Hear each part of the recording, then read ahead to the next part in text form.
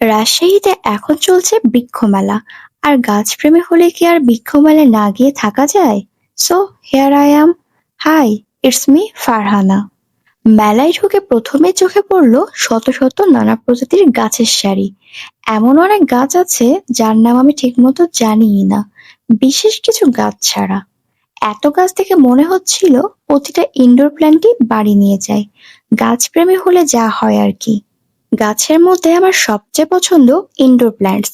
বলতে পারেন এক ধরনের দুর্বলতা।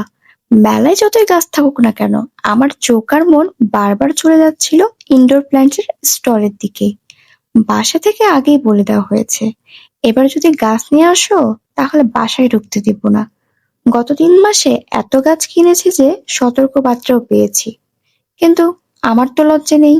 নেব না বলতে বলতে শেষমেশ কিনেই ফেললাম 4টা গাছ। এই ঝোলানো ইনডোর প্ল্যান্টগুলো দেখে তো নিজেকে একদম কন্ট্রোল করতেই পারছিলাম না। যদিও বাসায় এরকম একটা আছে, তবে এটার মতো তো সুন্দর করে গ্রো করেনি। আর এই হলো 50,000 টাকার অ্যাডেনিয়াম গাছ।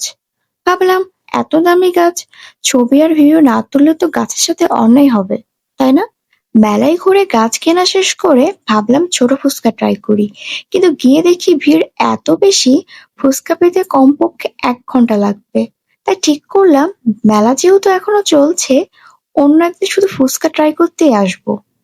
শেষমেশ এই হলো আমার কেনা গাছগুলো: পেরু, ফিলোডেন্ড্রন, লাকি ব্যাম্বো আর মনস্টেরা। সুন্দর না? ইতিমধ্যে অবশ্য মনস্টেরাটা লাগিয়ে ফেলেছি।